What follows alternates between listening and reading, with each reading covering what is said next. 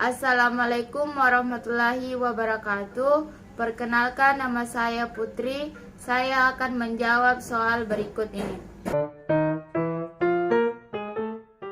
Yang pertama, jelaskan apa yang dimaksud dengan ekonomi Islam. Ekonomi Islam adalah sebuah sistem ilmu pengetahuan yang menyoroti masalah perekonomian, sama seperti konsep ekonomi yang konvensional lainnya. Hanya dalam sistem ekonomi ini, nilai-nilai Islam menjadi landasan dan dasar dalam setiap aktivitasnya.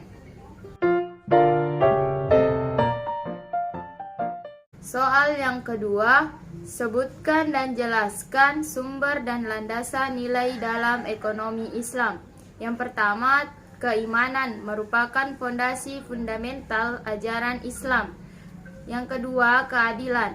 Implementasi prinsip dalam ekonomi Islam ialah pemenuhan kebutuhan pokok bagi setiap masyarakat, pendapatan dan kekayaan secara merata.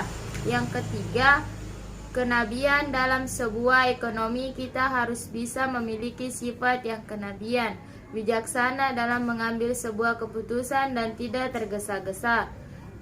Yang keempat, khilafah merupakan landasan prinsip kehidupan kolektif manusia atau hablum minannas dalam Islam. Yang kelima, hasil dalam ekonomi merupakan pendapatan laba sebagai motivasi para pelaku bisnis. Laba atau hasil bisa didapatkan di dunia maupun di akhirat. Soal yang ketiga, jelaskan prinsip dasar dan tujuan dalam ekonomi Islam.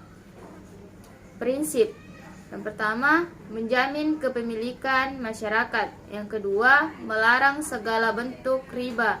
Yang ketiga, menolak suatu akumulasi kekayaan yang dikuasai oleh beberapa orang. Yang keempat, kekayaan yang sudah memenuhi batas harus dibayar zakatnya. Tujuan ekonomi Islam adalah tercapainya kebahagiaan dan kesejahteraan bagi semua orang. Soal yang keempat, jelaskan konsep khilafah dalam ekonomi Islam. Khilafah adalah sebuah gerakan keagamaan yang dipahami sebagai konsep tentang kenegaraan yang berdasarkan syarat Islam dan pimpinannya disebut khilafah. Soal yang kelima, jelaskan konsep filantropi dalam ekonomi Islam. Untuk meningkatkan kualitas hidup dan kehidupan melalui semangat dalam melakukan bisnis.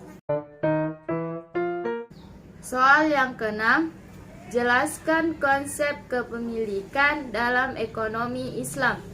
Konsep kepemilikan dalam ekonomi Islam adalah penguasaan terhadap sesuatu sesuai dengan aturan hukum dan memiliki wewenang untuk bertindak terhadap apa yang ia miliki selama dalam jalur yang benar dan sesuai dengan hukum.